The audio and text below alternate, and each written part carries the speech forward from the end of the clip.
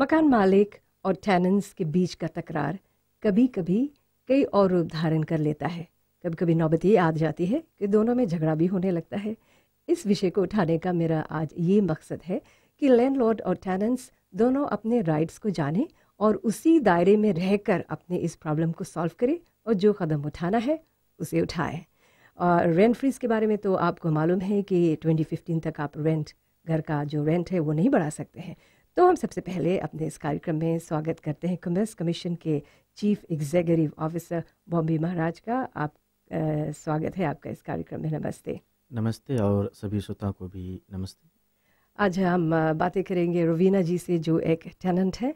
तो सबसे पहले बॉबी जी हम आपसे कुछ सवाल करना चाहेंगे और बाद में चलकर आज हम कंज्यूमर काउंसिल की chief executive officer Pramila Kumar से भी बातें करेंगे। हम चाहते हैं कि इस बीच जो टेनेंट्स हैं, लैंडलॉर्ड्स हैं, वे भी हमारे पास कॉल करके अपने सवालों का जवाब यहाँ से ले सकते हैं बॉबी जी से और प्रमिला जी से। तो बॉबी जी हमें आप बताइए कि ये जो रेंट फ्रीज है ये कब लागू हुआ और ये कितनी दिनों तक रहेगा? जी हाँ, जो ये रेंट फ्रीज ऑर्डर है जिसको हम कहते हैं restriction increases in residential rent order जी, इसकी शुरुआत 2 तारीख मार्च 2007 से हुआ है। तो जो रेंट फ्रीज ऑर्डर है गोज बैक टू 2 मार्च 2007।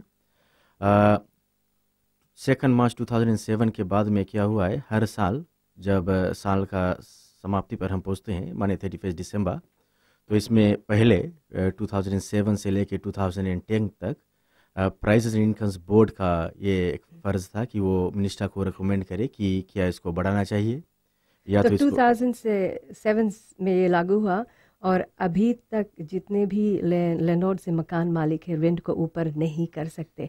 तो क्या 2007 से लेकर 2015 तक जो लैंडलॉर्ड्स हैं उन्होंने अपने रेंट को ऊपर किया है? कुछ पता चला है आप लोगों को? जी हाँ, जब हम 2007 से लेकर 2014 लेट्स से दिसंबर 31 तक का जो फिगर्स देखते हैं तो ये ज़रूरी माना है कि कुछ लैंडलॉर्ड्स ने अपने रेंट को इंक्रीज़ किया है। हम जब कहते हैं जबकि नहीं करना चाहिए। जी हाँ। और इस बीच जो सुन रहे हैं आपके लिए एक बहुत अच्छा इन्फॉर्मेशन है, जो टेनेंट्स हैं वो अब अनुमान लगा सकते हैं 2007 से लेकर जब और रेंट अभी तक फ्रीज है। अगर जो आपके लैंडलॉर्ड्स ने रेंट को इंक्रीज़ किया है, may be this is the time, शायद आप कुछ पूछना चाहते हैं। अच्छा मुझे ये बताइए बॉबी जी कि क्यों ये फ्रीज रहा 2007 से लेकर और अभी जो 2015 में 15 तक आपने कहा कि 1 साल और बढ़ाएंगे, व्हाट वाज द रीज़न? जब इसकी शुरुआत हुई थी 2007 में तो इसका मेन एरिया था कि जो काउंटर इन्फ्लेशनरी मेजर था 2007 में जब वेजेस इत्यादि जो सिविल सर्विस का फ्रीज हुआ था, तो एक फॉर्म का उनका असिस्टेंस पैकेज था कि इधर जो सैलरी इत्यादि तो फ्रीज हो रहा है तो क्यों ना उस पर रेंट पर फ्रीज लगाए। क्योंकि अगर जो हम देखते हैं अगर जो कोई रेंट कर रहा है तो उनका quite a good percentage of their income is spend on the rental side. तो उसके शुरुआत तो एक काउंटर इन्फ्लेशनरी मेजर था। फिर जब 2010 में हमारी मेजर हुई पीआईबी से, हमने इस पॉलिसी को रिव्यू किया और हमारे नज़र में हमने क्या देखा कि one of the other reasons ये रेंट फ्रीज लागू है क्योंकि हमारे जो देश में फ़िलहाल जो रेजिडेंशियल लैंडलॉर्ड टेनेंसी एक्ट इत्यादि कुछ नहीं है। माने कि हमारे पास कोई ऐसा एक सिंगल कानून नहीं है जो बोथ लैंडलॉर्ड टेनेंट्स को प्रोटेक्ट कर सकते हैं। Not let's say expressed one, let's say in terms of कि सिंगल पीस ऑफ डॉक्यूमेंट जो कहता है कि लैंडलॉर्ड का रिस्पॉन्सिबिलिटी क्या रहेगा, टेनेंट का रिस्पॉन्सिबिलिटी क्या रहता है, बॉन्ड को कैसे हैंडल करना चाहिए, रिसीट्स इत्यादि को इशू करना चाहिए। इस बात पर हम आपसे और भी जानकारी लेंगे जब हमारे साथ कंज्यूमर काउंसिल की प्रमिला जी आ जाएंगी, इस पर विस्तार से बात करना चाहेंगे। लेकिन मुझे बताइए और सुनने वालों को कि ये जो रेंट फ्रीज है ये सिर्फ अर्बन, सब अर्बन या फीजी भर में जहाँ पर भी हो वहाँ पर रेंट फ्रीज है? ये जो रेंट फ्रीज है जितने भी रेसिडेंशियल प्रॉपर्टीज है, वेदर वे रूरल अर्बन एरियाज में है या रूरल है या तो आउटर आइलैंड्स में भी, जितना भी प्रॉपर्टीज को हम क्लासिफाई करते हैं एज अ रेजिडेंशियल प्रेमिसेस। तो कैसे अनुमान लगा सकते हैं कि एक फ्लैट का रेंट कितना होना चाहिए? जी हाँ, ये एक कड़ी बात है क्योंकि जब हम कहते हैं 2007 से रेंट फ्रीज हुआ है तो इसमें जो ऑर्डर है वो क्या कहता है कि मान लीजिए कि एक प्रॉपर्टी आई लेट्स से नंदावा में लोकेटेड था 2007 में और 2 मार्च 2007 को उस प्रॉपर्टी का रेंट था 500, तो वही रेंट फिक्स हो गया है, माने बेस रेंट सेट हो गया है $500। 2007 से लेके आज तक अगर जो रेंट $500 से ऊपर गया है उसे हम कहते हैं इलीगल रेंट इंक्रीज। अगर समझ लीजिए कि 2007 में रेंट $500 था और लैंडलॉर्ड ने 2006 में उसको रिड्यूस किया था $400, 2013 में वो उसको वापस 500 कर सकता है, क्योंकि जो उसका रेंट, बेस रेंट जिसको हम कहते हैं, वो 500 पर फिक्स हुआ है। अच्छा, ओके। तो ये भी निर्भर करता है कि घर किस लोकेशन पर है, the rent is determined by that too. जी हाँ, अभी जो फिजी में कोई ऑर्गेनाइजेशन ऐसा नहीं है जो डिटरमिन करता है कि एक प्रॉपर्टी पर रेंट कितना रहना चाहिए। हम क्या कहते हैं कि एक लोकेशन में समझ लीजिएगा जो सुबह with in a few kilometres rent ज़्यादा रहेगा और जैसे हम बाहर जाते हैं रेंट कम हो सकता है। पर जो मार्केट रेंट है वो कैसे एस्टेब्लिश होता है, एक लैंडलॉर्ड टेनेंट्स जब पहला बार प्रॉपर्टी को रेंटल पर दिया जाता है वो रेंट डिटरमिन करता है कि बेस रेंट क्या होगा। अच्छा, क्या लैंडलॉर्ड जितना चाहे उतना रेंट मांग सकता है? जो पहला रेंट है, जैसे हम कह सकते हैं कि ये लैंडलॉर्ड और टेनेंट्स के एग्रीमेंट के मुताबिक से रहता है। मान लीजिए अगर जो एक लैंडलॉर्ड कहता है कि मेरा रेंट $500 है, टेनेंट्स उस पर एग्री कर सकता है, टेनेंट्स उस पर निगोशिएट कर सकता है जी। और अगर जो टेनेंट ये सोचता है कि वो रेंट ज़्यादा है तो वो यूजुअली क्या करता है कि कहीं पर और जाकर प्रॉपर्टीज को देखता है। एक कॉलर का हम मौका देते हैं बॉबी जी, बीच बीच में हम कॉलर्स को भी लेंगे, देखें ये क्या कहते हैं। नमस्ते जी, आपका स्वागत है। नमस्ते। आप कौन है, कहाँ से बोल रहे हैं? सवाल। संजय बात करता है, हम यहाँ 7 लोटोका से। जी बोलिए। अच्छा, हमारे पास 3 पॉइंट्स हैं, हम बहुत क्विकली मेंशन करेगा सो दैट आउट भी पीपल उनके चांस मिले। फर्स्ट ऑफ ऑल, अच्छा हम कल मतलब बताया कि जो रेंट फ्रीज लागू है इतना नोट करना कि देयर आर सर्टेन प्रॉपर्टीज, जैसे फॉर एग्जांपल 2 बेडरूम प्रॉपर्टी लगन है एक एबन एरिया या कोई भी जगह है, उसके इतना ओवरस्टेटेड प्राइस लोगन लैंडलॉर्ड ऑलरेडी कर दी है कि जब रेंट फ्रीज लागू हो गया है तो वो ऑलरेडी ओवरस्टेटेड है और इतना दिन से ऑलरेडी इतना ढेर इनकम कमा है वो प्रॉपर्टी से, एज कम्पेयर टू वही सेम 2 बेडरूम फ्लैट या हाउस कोई और कोई जगह पे रेंट पे देवे है और वो प्रॉब्ली 300 या 250 में देवे है। सो रेंट फ्रीज के हम खाली एक कमेंट बनता दे कि एकदम के उसमें डिस्क्रिपेंसी है सॉर्ट ऑफ कि वो ऑलरेडी जो ऐसे ओवरस्टेटेड रेंट पे पीपल लोन दे दिन है जी, तो वो already they are benefiting and there are many other people जो अच्छा घर अपन the rent pay at a lower rate. Sanjay ji, हमें आपके सवाल को यहीं छोड़ना पड़ेगा because we have to take a break. उसके बाद बॉबी जी हमारे साथ यहाँ रवीना जी हैं, एक टेनेंट रह चुकी हैं, वो अपना एक्सपीरियंस शेयर करना चाहती हैं। वो कमर्स कमीशन भी गई हैं, पीएम्स ऑफिस भी गई हैं, कंज्यूमर काउंसिल भी गई हैं, और जब हमने लोगों को इत्तला किया रेडियो फीजी 2 पर और अपने FBC TV पर, तो आज अचानक से she just came to me और उन्होंने कहा कि मुझे मौका मिल सकता है, so she would be a voice on behalf of the tenants. एक ब्रेक लेते हैं, फिर इसके तुरंत बाद आपके साथ हो जाते हैं आईना।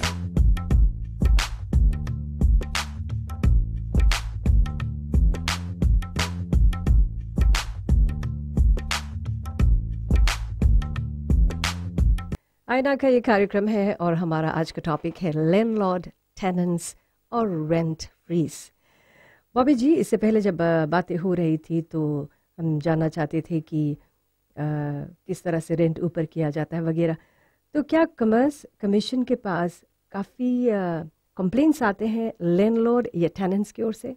जी हाँ, हमारे पास अगर जो हम देखें 2014 में हमारे पास कुल मिलाकर 216 कंप्लेंट्स आया था। ये टेनेंट्स की तरफ से ज़्यादा होता है या लैंडलॉर्ड की ओर से? Most of them related tenants आते हैं हमारे पास कंप्लेंट करें। कुछ ज़रूर जो लैंडलॉर्ड से हमें कॉल करके बताते हैं कि हमने अपने टेनेंट्स को नोटिस दे दिया है, लेकिन ज़्यादा टेनेंट्स की ओर से। टेनेंट्स की ओर से। हमारे साथ यहाँ रवीना जी बैठी हैं, she is been a tenant for many years, और आज जब हम लोग उन्होंने सुना कि हम लोग आईना में कर रहे हैं तो शी जस्ट हॉप्ड इन, बोले कि मैं कुछ सवाल पूछना चाहती हूँ। इतने सवाल थे कि मैंने कहा कि आप खुद ही आ जाइए। रवीना जी, धन्यवाद आने के लिए इस कार्यक्रम। आप मुझे अपना एक्सपीरियंस बताइए। बॉबी जी यहाँ पर हम सब सुन रहे हैं। फर्स्ट ऑफ ऑल बॉबी जी, आपसे हम पूछना चाहते हैं कि ये जो ऑफिस है आपका commerce commission, now do you always defend only the landlords और do you defend the tenants as well? Because in a lot of places, जैसे जब हम गया विद माई केस, तो हमें बताया गया कि your landlord has come here और उसके पास ढेर केसेस है एंड इट्स सो डिफ़िकल्ट ये सब पर्सन के संग डील करो क्या हुआ And था the आप एज अ टेनेंट आपके साथ क्या हुआ था आप क्या कहना चाहती हैं what is your complain? My complaint is कि जब I lived in my apartment up in Waimanu Road for about 10 years, almost 10 years this year. अच्छा, just out of the blues हमें notice देवा गया, like just 30 days notice, you know, and for no reason, कुछ reason नहीं explain. क्या ऐसा हो सकता है बॉबी जी? जी हमारे जो करंट कानून है जिसको हम कहते हैं प्रॉपर्टी लॉ एक्ट, वो क्या कहता है कि अगर जो अग्रीमेंट में एक टर्मिनेशन क्लोज नहीं लिखा हुआ है, मान लीजिए कि जो पैसा नहीं हो बी के बाद में पास टर्मिनेशन क्लोज है और उसमें कहते हैं कि 2 मंथ नोटिस देकर आप टर्मिनेट कर सकते हैं, तो उसमें बहुत पार्टीज को 2 मंथ का नोटिस देना पड़ेगा, चाहे लैंडलॉर्ड टर्मिनेट करना चाहता है या तो टेनेंट। और अगर जो अग्रीमेंट नहीं है तो प्रॉपर्टी लॉ एक्ट क्या कहता है कि the notice period should be equal to the rental period. तो मान लीजिए अगर जो मैं मतलब 30 डेज अगर जो मैं जब रेंटल पीरियड कहते हैं, अगर जो मंथली रेंटल है तो 1 मंथ का नोटिस चाहिए। अगर जो समझ लीजिए कोई 2 हफ्ता पर रेंट पे कर रहा है तो 2 हफ्ता का नोटिस तो उस मुताबिक से होता है। मान लो 30 डेज आपको अगर जो मिला और उस बीच में आपको घर नहीं मिला, सो व्हाट हैपेंस? यूजुअली क्या होता है कि अगर जो लैंडलॉर्ड और टेनेंट्स का रिलेशनशिप अच्छा रहता है तो उसमें कुछ निगोशिएशंस हो सकता है। ये भी जानना ज़रूरी है कि किस कारण से, जैसे मैंने कहा ये जो कानून है वो केवल लैंडलॉर्ड्स पर नहीं लागू कर रहा है, दोनों पर है। टेनेंट्स भी 1 महीना का नोटिस देकर निकल सकता है।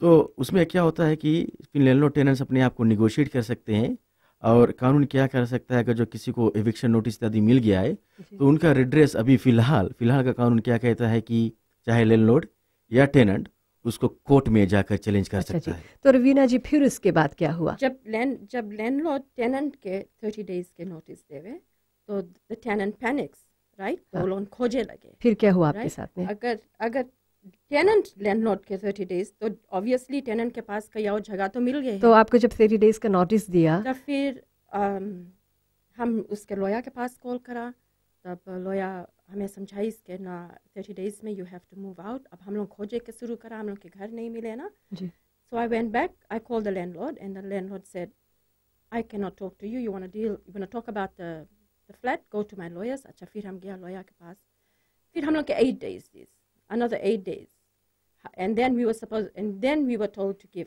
half a month's rent. अच्छा, मतलब कि 8 days में आपको पूरे महीना का जो आधा रेंट है वो इज दिस लीगल? जो बचे मंथ का रेंट है उसका जो क्राइटेरिया है वो कई प्रकार के हैं। एक है, अगर समझ लीजिए मैंने अपने लैंडलॉर्ड को मंथ नोटिस नहीं दिया, तो one of the basis that we usually consider is कि कितने दिन बाद उसका दूसरा टेनेंट आया था।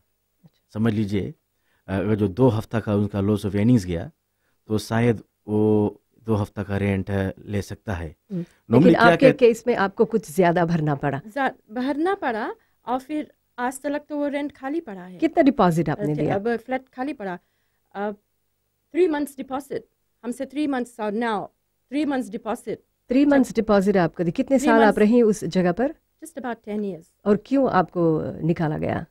कुछ भी रीज़न नहीं दिया गया, कुछ रीज़न नहीं कि खाली हमसे बताइए कि you need to get out of the place. But from 2007 every towards the end of the year वो हमारे पास आई, you know, when he's collecting the rent, or he would say to me, oh, you better start looking for a place because January se hum rent 700 karega. You know, then comes the rent freeze. Then I tell him, oh, the rent is frozen. You can't increase. You stood by what commission had announced. And then the following year he would come and threaten me again. Oh, I'm going to increase the rent to 900 and you need to move out. तो क्या आपने इस बीच में commission या consumer council किसी को ये बात बताई? The first time जब हम लोग के आई के थ्रेटन करी सर के रेंट 700 करेगा, तो हम पर्सनली 11 कॉमर्स कमीशन में एक पीजीएन भाई से बात करा रहा। तो he said to me, it's his property and he can increase the rent, but he needs to do renovation. But 10 years में कभी कुछ रेनोवेशन भी नहीं करी, नेवर।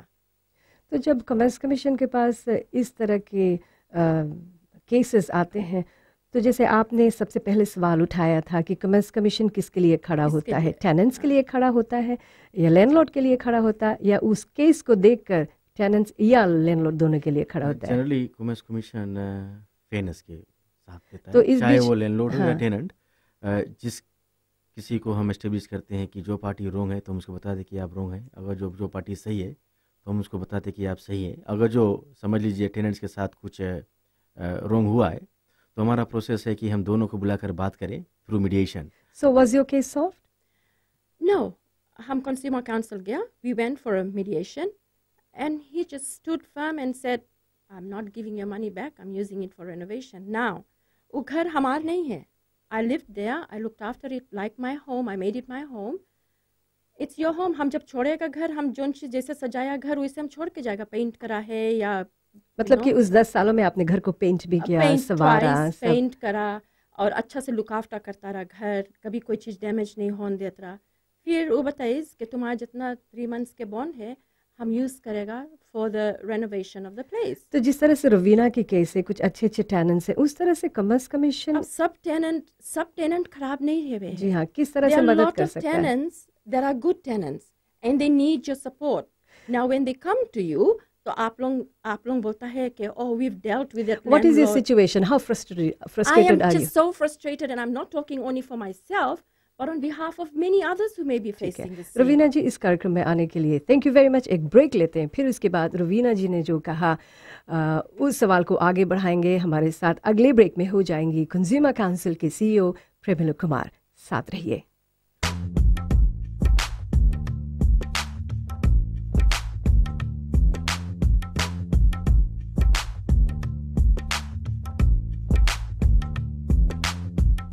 आईना में हम एक बार फिर आपका वापस स्वागत करते हैं। इस बीच आप हमारे पास कॉल भी कर सकते हैं। हमारे साथ हो गई हैं कंज्यूमर काउंसिल की CEO प्रेमिला कुमार जी। नमस्ते जी। नमस्ते and thank you for coming on this show. आपसे सवाल करने से पहले बॉबी जी एक सवाल आपसे करेंगे कि जब लैंडलॉर्ड अभी रेंट फ्रीज है, लेकिन जब लैंडलॉर्ड रेंट इंक्रीज करने जाता है तो वो वर्बल भी कर सकता है और इन राइटिंग भी कर सकता है, क्या सही होना चाहिए? अगर जो हम देखें तो नॉर्मली रिकमेंडेड प्रैक्टिस है कि अगर जो रिटर्न एग्रीमेंट है तो उसका अमेंडमेंट केवल एक रिटर्न लेटर से ही किया जा सकता है। मतलब कि कोई ऐसे जाकर वर्बली जाकर नहीं बता सकता कि मुझे 700 अभी रेंट लेना चाहिए। इफ समवन से दैट, क्या टेनेंट का ये अधिकार होता है कि से कह सके कि नहीं हम लोग नहीं देंगे क्योंकि आपने वर्बली का, अनलेस इट्स रिटन? जी, उनका पूरा अधिकार है कि वो उनसे डिमांड करे कि कितना से कितना बढ़ाया जा सकता है। अगर जो ऐसा होता है तभी तो टेनेंट के पास कुछ एविडेंस रहेगा कि लैंडलॉर्ड ने रेंट इंक्रीज किया है and then they can come to commerce commission. Premila ji, आप इन विषयों को लेकर काफ़ी वोकल रहती हैं, जिससे जो टेनेंट्स हैं लैंडलॉर्ड्स होते हैं, मतलब कि दोनों में से कोई एक खराब नहीं होता। कभी कभी टेनेंट अच्छा होता है, लाइक लैंडलॉर्ड भी अच्छा होता है, कभी कभी कुछ गड़बड़ हो जाती है and they feel very comfortable. तो आपके पास किस तरह के कंप्लेंट्स आते हैं? लैंडलॉर्ड से ज़्यादा आते हैं या टेनेंट्स के पास से ज़्यादा आते हैं? ज़्यादा करके टेनेंट से ज़्यादा कंप्लेंट्स आता है। और किस तरह के कंप्लेंट्स होते हैं? वी कैन अंडरस्टैंड कि क्यों आता है, क्योंकि they are the mercy of the landlords. जी, उनके घर रेंट करते हैं, वही जो अग्रीमेंट बनाता है उसमें इतना अनफेयर क्लोज डाल देता है कि कितना बजे लाइट्स ऑफ करने का, कितना बजे गेट बंद कर देगा, या तो कैसे पानी यूज़ करने का है, कितना बिल होना चाहिए। तो इतना कॉम्प्लिकेशंस में तो टेनेंट ज़रूर will start looking for solutions. And you are very happy कि रेंट फ्रीज हुआ है अभी, और कितने, क्या 2015 तक रेंट फ्रीज होना चाहिए आपके मुताबिक या और दिनों तक करना चाहिए?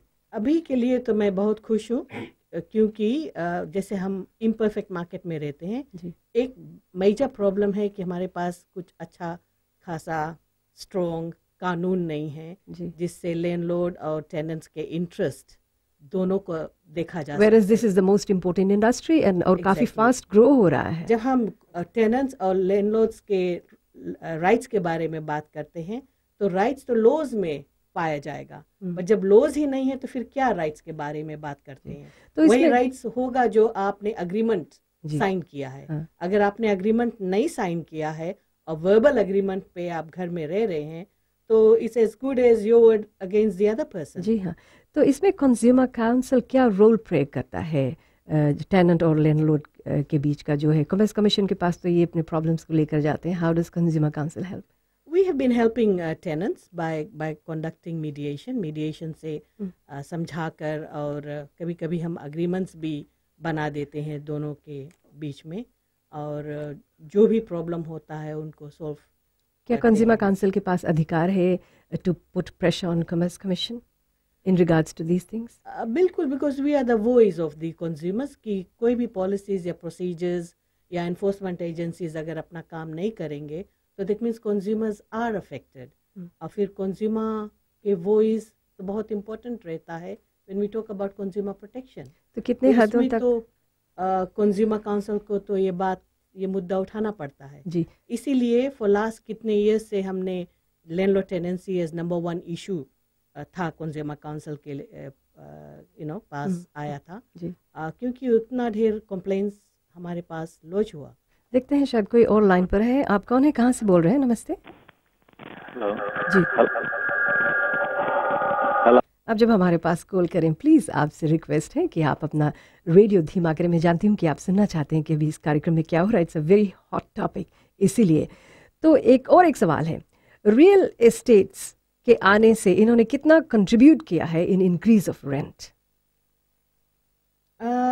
जो ये रेंट फ्रीज है तो it's an order of its own कि अब रेंट इंक्रीज नहीं कर सकते हैं, and that's what we are generally seeing. That is only for residential tenancy.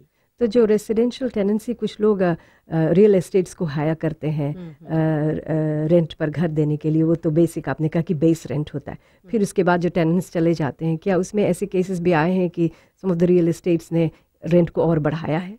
बिल्कुल, बहुत ऐसा केस आया है, बट वही होता है कि जब एविडेंस आप मांगते हैं तो उनके पास एविडेंस नहीं रहता है, टेनेंट्स के पास एविडेंस नहीं रहता। वो कहते हैं कि पहला तो मैंने एग्रीमेंट नहीं साइन किया, दूसरा 2 साल से रह रहे हैं और रिसीट्स नहीं मिला, तो इट्स अ लॉस्ट केस। जी हाँ, नमस्ते, आपका स्वागत है। कहाँ से बोल रहे हैं, क्या नाम है, क्या सवाल है? जी, सिंगाटोका बोल रही हूँ।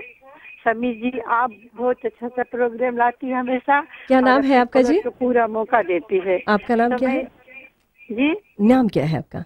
नाम मिसेस विजय प्रसाद फूलवती मेरा नाम हाँ जी, है। बोलिए, क्या बोलना चाहती हैं? जी, मैं यही बोलना चाहती हूँ, आपको गवर्नमेंट जितना गवर्नमेंट ऑफिस होता है उसके विषय में बात करें। अच्छा, हम जाते लाइसेंस भरने, कुछ करने जाते, बहुत तो प्रॉब्लम्स होते हैं। ठीक है, हम उस पर बात करेंगे, नोट कर रहे हैं। नमस्ते जी, आपका स्वागत है। नमस्ते। हेलो, हम एक जगह पर रहता है 3 साल से जी, पर टेनेंट की साल नहीं है, जैसे मजदूर बना के रखी जाना।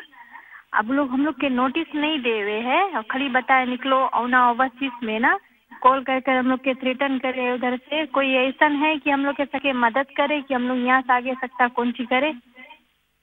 प्रमिला बॉबी जी। जी हाँ, जो आपका रिलेशनशिप जो लैंडलॉर्ड से है वो लेट से पेड रेंटल एग्रीमेंट तो नहीं है, पर आप क्या कर सकते हैं, अगर जो आपका जो लैंडलॉर्ड है वो कहता है कि आपको वेबली बताता है, आप उससे कहिए कि मुझे रिटर्न में एक नोटिस दीजिए, और जब रिटर्न में नोटिस आपको मिलता है तो ये जानना ज़रूरी है कि एटलीस्ट वो एक कैलेंडर मंथ का नोटिस होना चाहिए, और उसके बाद में अगर जो कुछ होता है तब आप हमें कांटेक्ट कर सकते हैं, आपको गाइड कर सकते हैं कि आपका नेक्स्ट स्टेप क्या होगा। क्या कोई कांटेक्ट आप दे सकते हैं बॉबी जी? जी हाँ, आप कॉमर्स कमीशन हमारे जो हेडक्वार्टर्स में 3372-179 पर कॉल कर सकते हैं, या तो हमारे मोबाइल पर कॉल कीजिए 900771 900771 900771। जी हाँ, thank you very much call करने के लिए। और एक कॉलर को मौका देते हैं। नमस्ते जी, आपका स्वागत है, बोलिए जी। हेलो, मैं शमी सिंगाटोका से। हाँ जी जी, हम इतना 3 साल से रेंट करता है घर पर वो लोग हम के रेंट फीस भाड़ा दी से बोले कि आप लोग मुर्गी लोग पलता है तो आपके रेंट फीस भरे, तो हम सकता है एक्स्ट्रा पे करे? जी, अभी तो रेंट फ्रीज है, तो रेंट फ्रीज के मुताबिक तो लैंडलॉर्ड रेंट नहीं इंक्रीज कर सकता है। मुर्गी पालन हम के बना रहा 550 से, बट लोग 50 ला एक्स्ट्रा मांगिए। मतलब कि अभी रेंट फ्रीज है, आपका लैंडलॉर्ड रेंट नहीं बढ़ा सकता। अगर जो वो कहे कि रेंट बढ़ाएंगे तो आप लोग बोलो कि मुझे लिखित में दो, जब वो लिखित में आपको दे तो आप कमीशन के पास जा सकते हैं या कंज्यूमर काउंसिल से मदद ले सकते हैं। एक ब्रेक लेते हैं, फिर ब्रेक के आने से बाद Pramila ji, I know this is your very favourite topic, students जो वेस्टर्न डिवीजन से, नॉर्दर्न डिवीजन से यहाँ पर आते हैं, वो क्या चैलेंजेस फेस करते हैं, और कुछ केस स्टडीज़ भी हैं जिसके बारे में आप बात करना चाहती हैं, जहाँ पर वो जाकर रेंट करते हैं। कुछ एरिया है यहाँ पर सूबा इलाके में, ख़ास तौर से यूनिवर्सिटीज़ के, टर्शरी इंस्टीट्यूट्स के आसपास में होते हैं, उनकी सिचुएशंस क्या है, लैंडलॉर्ड क्या कर सकते हैं, टेनेंट्स क्या कर सकते हैं, इस पर हम बातें करेंगे ब्रेक के बाद।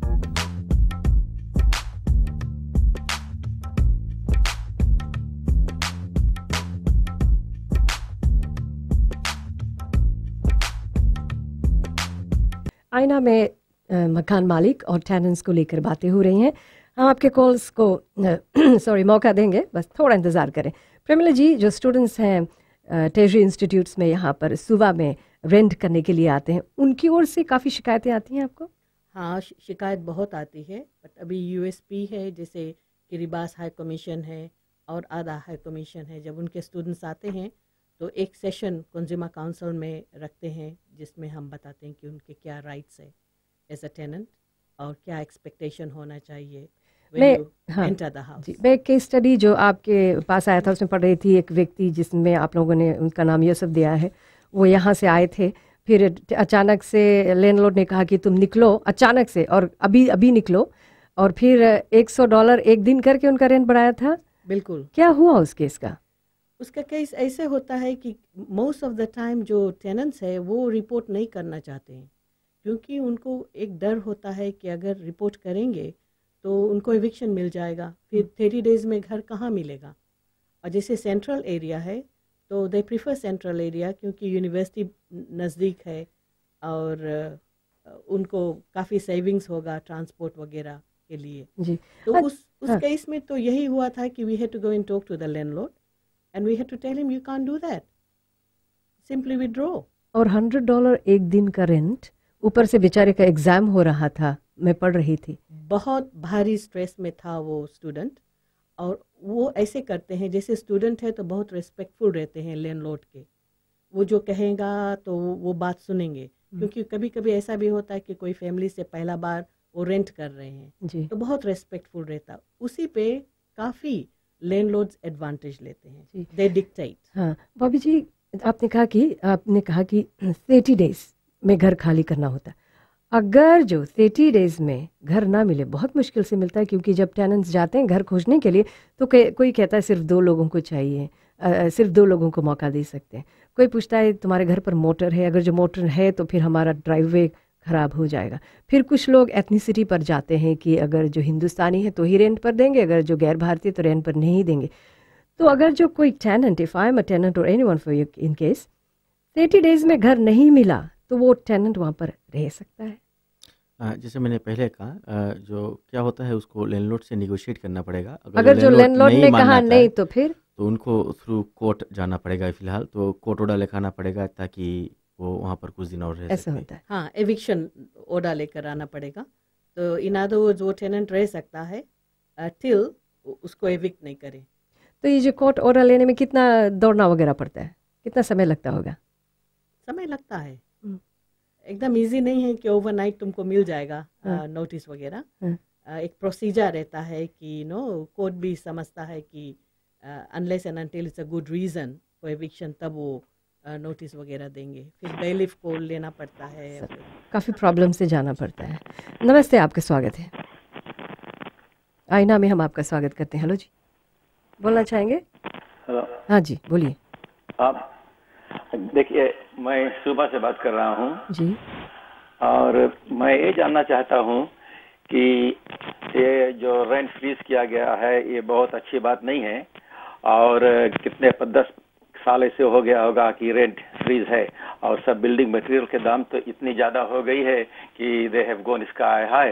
तो ये नया संगत नहीं है, और हम चाहते हैं कि सरकार अपना डिसीजन वापस ले और जो रेजिडेंशियल प्रॉपर्टी है उसका रेंट एटलीस्ट 10 to 12% जरूर बढ़ाना चाहिए। और दूसरी बात है, आजकल के जो टेनेंट रहते हैं वो अक्सर बहुत कम टेनेंट है जो रिलायबल हैं, अच्छे हैं, और वो रेंट सही टाइम पे दे सकते हैं, और बहुत टेनेंट है वो नहीं देते हैं।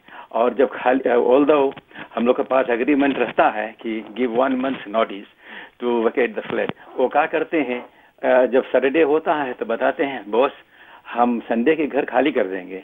वो संडे के घर खाली करता है और घर उसी तरह मैले छोड़ के भाग जाता है। और तीसरी बात यह है, जो हम रेजिडेंशियल प्रॉपर्टी रखते हैं it's not like a rented apartment, उसका ग्रास कटिंग, वो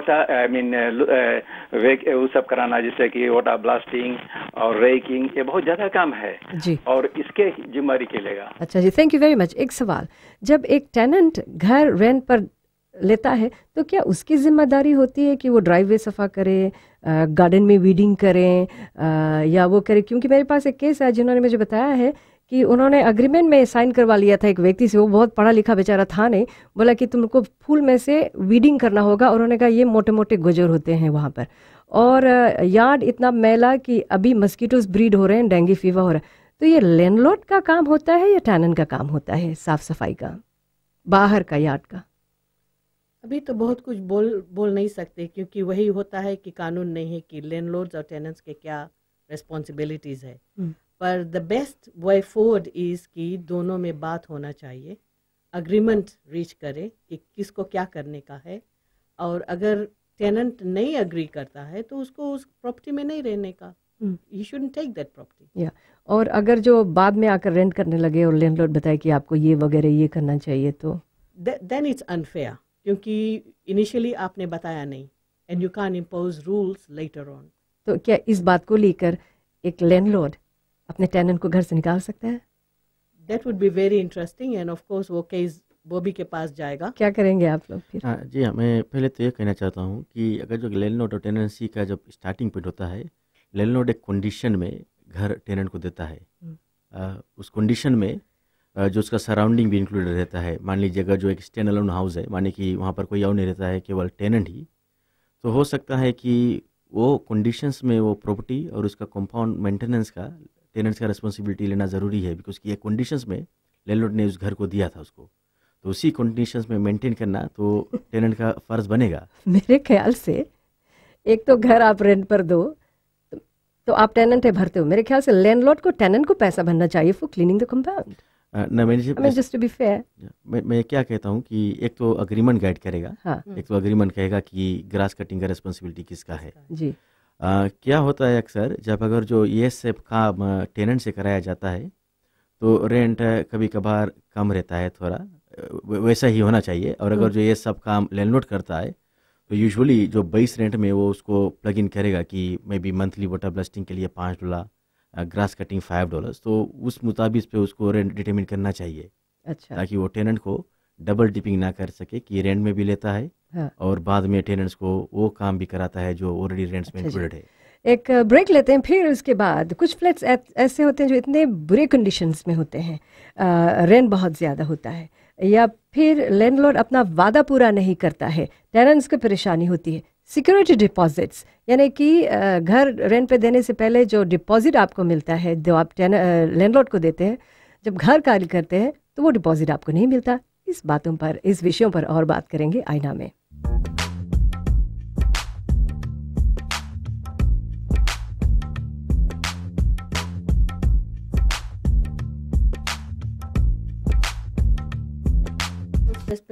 टेनेंट और लैंडलॉर्ड का रिश्ता, लैंडलॉर्ड ना हो तो टेनेंट का नहीं चलता है, टेनेंट ना हो तो लैंडलॉर्ड का बिजनेस नहीं होता है। दोनों को मेरे ख्याल से हाथ में हाथ मिलाकर आगे बढ़ना चाहिए। They should be better understanding. अच्छा, बहुत लोगों ने हमसे ये पूछा है कि फ्लैट्स जो है इतने बुरे कंडीशंस में होते हैं फिर भी रेंट इतना ज़्यादा होता है, तो सवाल फिर कॉमर्स कमीशन की तरफ जाता है। क्या आपके पास कोई वॉच डॉग है जो जाकर नियर बाय एरियाज़ में फ्लैट मतलब कि इंस्पेक्ट करता है, या कॉल अगर जो कोई कॉल करे अनोनिमस होकर के आप लोग अटेंड करते हैं ऐसे केसेस को? जी हाँ, जो कंडीशंस ऑफ द बिल्डिंग है ये इसका जो मेन रिस्पॉन्सिबिलिटी तो म्यूनिसिपल काउंसिल पे जाता है। पर अगर जो हमारे पास कोई कॉल करता है या तो कोई कंप्लेंट करता है कि उसका प्रॉपर्टी का कंडीशंस राइट नहीं है, तो हम क्या करते हैं, कंप्लेंट्स को लेकर वो जो रेस्पेक्टिव म्यूनिसिपल काउंसिल्स को फॉरवर्ड करते हैं और उस पर ज़रूर हम फॉलो अप करते हैं। जी, और कॉलर्स को मौका देते हैं। नमस्ते, आपका नाम क्या है? आपका नाम? नमस्ते जी, आपका स्वागत है आईना में। नाम क्या है, कहाँ से बोल रहे हैं? हेलो जी जी, मैं भी कुछ बोलना चाहती थी। आपने कहाँ से कॉल किया? नाम आपका? पारसवती। हाँ जी, बोलिए। जी, हम तो रेंट करता है, हम बहुत जगह रेंट करा है, कॉमर्स कमीशन भी गया है, तो हम लोग के सुनवाई नहीं हुए कुछ। क्या सुनवाई चाहती थी आप, क्या मदद चाहिए? जी, घर खोजने में कितनी तकलीफ है। अभी हम जब घर खोजते हैं तो घर नहीं मिलता है, और ना रेंट नहीं लेना चाहता है, और हमने अभी 3 मंथ ही हुआ है घर में रहने को, तो 600 पे करती हूँ। घर के रेट राउंड रात दिन भी घूमते रहे हैं, और फिर घर में प्रोपा नहीं है, ग्रिल नहीं है, कुछ नहीं है। तो कॉमर्स कमीशन के पास आप गई थी इस कंप्लेन को लेकर? जी हाँ। क्या हुआ? कॉमर्स कमीशन में कोई लड़का नील ने कहा कि हम जब आना नहीं चाहता है तो हम कुछ नहीं सकता करने को। तो इतना लाइट ऑफ कर देता है रात में, जो भीतर उनका पावर है वो पावर ऑफ कर देता है हमारी मीटर का। हम बत्ती बिल पूरा भरते हैं और पानी का बिल भी पूरा करते हैं। सब कागज है हमारे पास, सब जो रसीद है हमारे पास है। हम रेडियो पे तो बहुत नहीं बोलना चाहते क्योंकि हमने बहुत कठिनाई से ये जगह गुजारा है कि पुलिस भी आ गया, हमारे बच्चों को कोर्ट में भी खड़ा कर दिया उसने। कैसे मदद कर सकते हैं बॉबी जी ऐसे लोगों की? जी हाँ, अगर जो किसी का एविक्शन जब आता है तो हमें भी अपने कानून में रहकर काम करना पड़ता है। जैसे मैंने पहले भी कहा, अगर जो कोई किसी को एविक्शन नोटिस देता है वो ज़रूर as per the notice period या तो कानून के अंदर ही रहकर देना चाहिए 30 डेज़। उसके बाद में तो अभी का जो कानून है वो क्या कहता है कि उसको एक कोर्ट ऑर्डर लिखाकर उसको निकालना पड़ेगा या तो टेनेंट को कोर्ट ऑर्डर ऑब्टेन कर वहाँ पर रहना पड़ेगा। अगर जो आपका कंप्लेन उस पर है तो जैसे मैंने कहा कि हम 30 डेज़ के बाद में तो हमें कोर्ट ऑर्डर से कुछ नहीं मिला। हमें 30 डेज़ का नोटिस दिया था। हमने मानता हूँ कि तो 30 डेज़ में हमने घर खोजा। मैं कल तक भी आज तक भी घर खोजती हूँ, हमें घर नहीं मिलता है। तो मैंने इसीलिए कॉमर्स कमीशन में गया था कि हमारी कुछ सुनवाई होए कि हम वहाँ पर रेंट भर दे जाकर। तो हमें कुछ दिन का 1-2 हफ्ते का समय और दे या 1 महीने का समय, लेकिन वो हमारे चीज भी लॉक कर दिया है। क्या लॉक कर दिया आपका? क्या लॉक कर? बल्क में मेरे बच्चे के मेरा बच्चा कॉन्ट्रैक्टर है, जो चीज बल्क में धरा था वो भी लॉक कर दिया। उसने टीन ठोक दिया। जब हमने जाती हूँ तो गाली देने लगते हैं, बाद में फिर पुलिस बुलाते हैं। मैं खिड़की के सामने दरबा रखा है, बड़ा बड़ा कूड़ा रखा है। हमने अंगना में जाने को मना किया है। बॉबी जी, मेरे आपसे एक रिक्वेस्ट है कि क्या आप इस जगह को विजिट कर सकते हैं? अगर जो आपको फोर्सफुली लॉकआउट किया गया है तो ज़रूर आप उस इश्यूज को हमारे पास रेज कर सकते हैं। आप हमें आपका केस के बारे में जानता हूँ। आपका इनिशियल कंप्लेंट था कि आपका लैंडलॉर्ड 30 डेज़, वो ही कंप्लेंट हमारे पास है कि 30 डेज़ का नोटिस दिया है और हमारा एडवाइस था कि वो उसका अधिकार है 30 डेज़। अगर जो आप कॉन्टेस्ट करना चाहते हैं तो कोर्ट में कॉन्टेस्ट कर सकते हैं।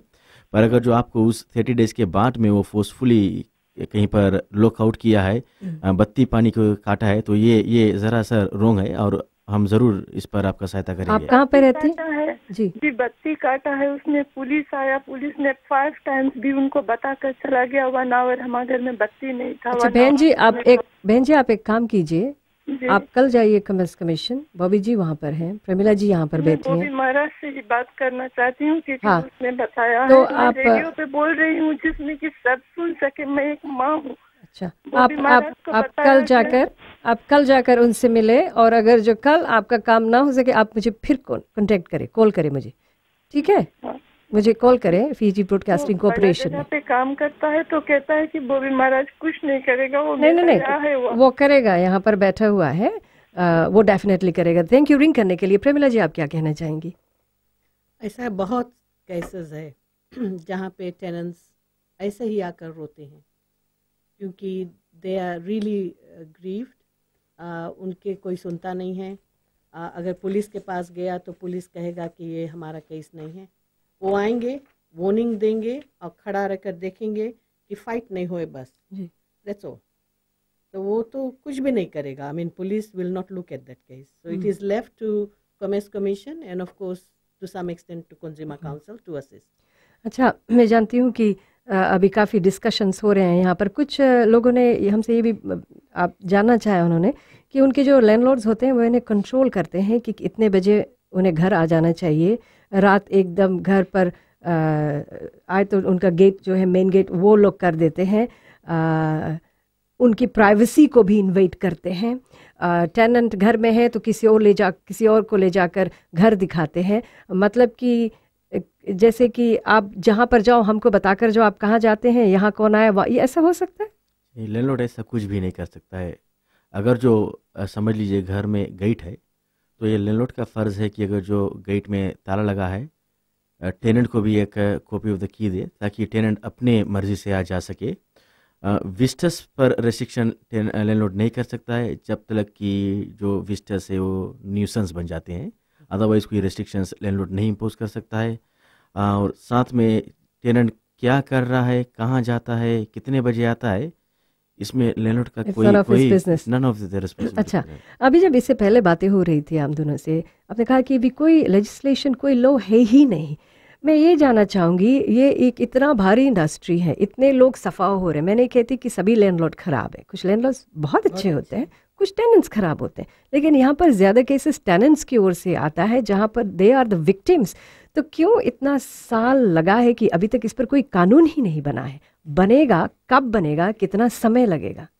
जी हाँ, हमारे पास कुछ कानून हैं, पर ये फ्रेगमेंटेड है। जैसे कि एक फेयर रेंट्स एक्ट है जो म्यूनिसिपल काउंसिल इम्प्लीमेंट कर रहा है, एक है प्रॉपर्टी लॉ लेजिस्लेशन जो कोई भी उसको इम्पोज कर सकता है। जो कॉमर्स कमीशन डिग्री 2010 है, इसमें केवल एक ही सेक्शन इंक्लूडेड है, वो जो रेंट फ्री जोडा पर लागू है। इसमें कहीं पर नहीं लिखा है कि अगर जब बॉन्ड रिफंड नहीं होता है क्या करें, deposits. This a very huge topic, in fact हम तो चाहेंगे इस पर और भी बातें करें, लेकिन एक सवाल मैं आपके साथ छोड़ना चाहती हूँ। I think Pramila would agree to me, why is it taking so long? Because यहाँ पर हम लोग ह्यूमन से डील कर रहे हैं, लोगों के इमोशंस से डील कर रहे हैं। लोग काम पर जाते हैं विद टेंशन।